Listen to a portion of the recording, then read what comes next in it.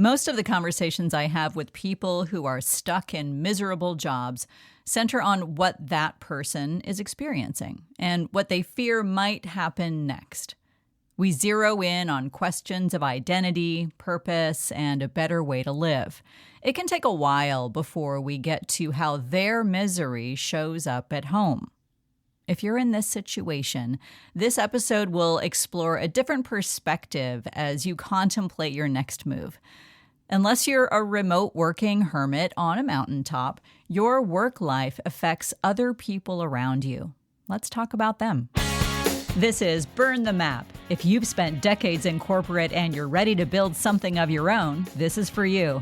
I'm Shelley McIntyre, and I help people make this transition. Let's go. Imagine a person who runs her own business or is in a job she likes or is semi-retired and busy with part-time work and volunteering. It took her a long time to get to this spot, and she's grateful for the life that she's leading, with one exception. Every evening, in walks the person she loves, and they are weighed down by a job they hate. She hears the complaints, knows all of the work team members by name, even though she's never met them. She does not get paid to do this job, obviously, but she's doing a lot of emotional labor for free. Her proximity to misery creates its own weight, and that affects her ability to be present in her life. The person stuck in the bad job often can't see what's happening. They're too busy surviving each day to notice what they bring home with them. Having an empathetic ear and people to vent to is great, but that stress accumulates and everyone feels it. This isn't about blame. No one is doing this on purpose. It's just about awareness. Let's say it's you who is stuck in a job that wore out its welcome long ago. You may have some solid-sounding stories about why you're staying: financial stability, health insurance, not disrupting the household. You may worry that the team you lead isn't in a good place and that everything will fall apart if you go, or that you can't disappoint the people who rely on you. Those real considerations do a couple of extra things. They make staying feel noble, and they let you gloss over your fear. You can probably name those fears in a whisper, if not aloud. You would lose the status and respectability that your job provides, the structure and routine that you've come to rely on, and you might genuinely like the people you work with. You would lose them too. Because those losses can feel overwhelming, it's a lot easier to tell a story of sacrifice. In order to accurately name what you fear the most, it can help to step back and look at the corporate culture you grew up in.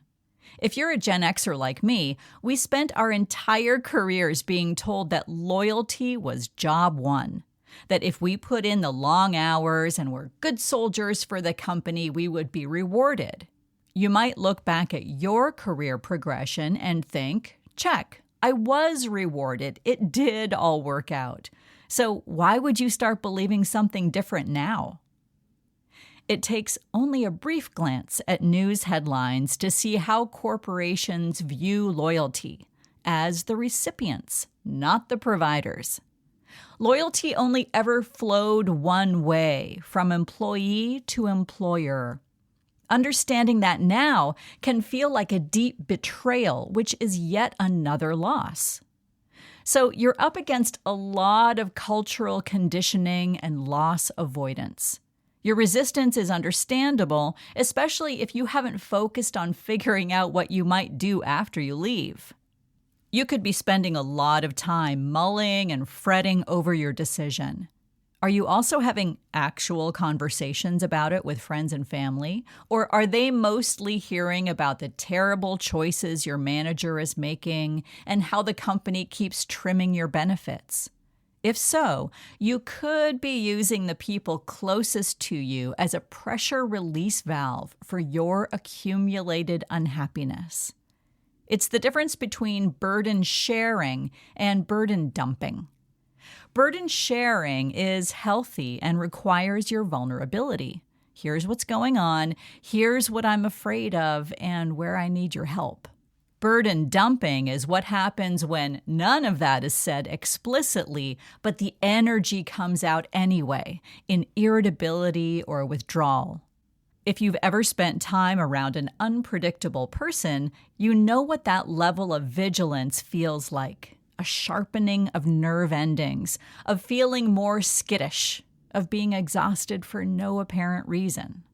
I've experienced this myself, only realizing after several months that I was absorbing my partner's work stress, and it was coming out in uncharacteristic ways, like excessive baking or withdrawing from social circles.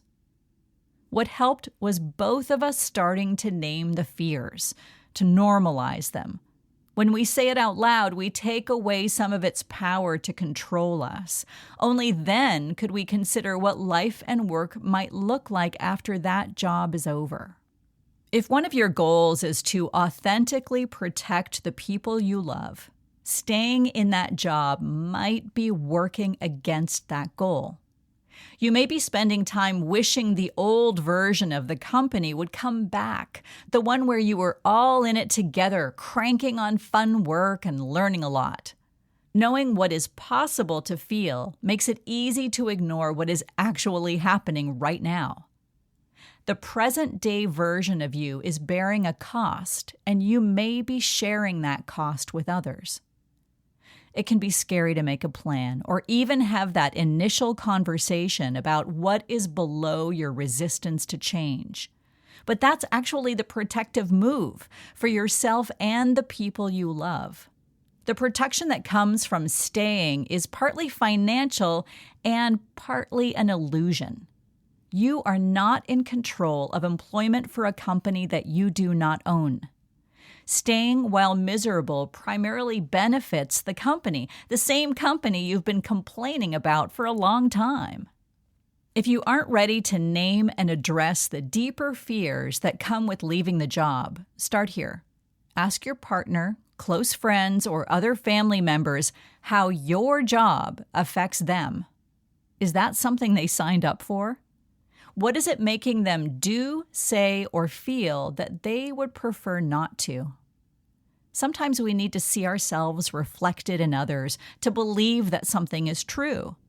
Rather than using people to burden dump, ask them to help you more clearly understand the cost that you're all bearing. Burn the map. Build what fits. Thanks for listening to Burn the Map. You already have what you need to build something that feels like yours. For more, visit burnthemapcoaching.com. And if this resonated, send it to someone who needs to hear it.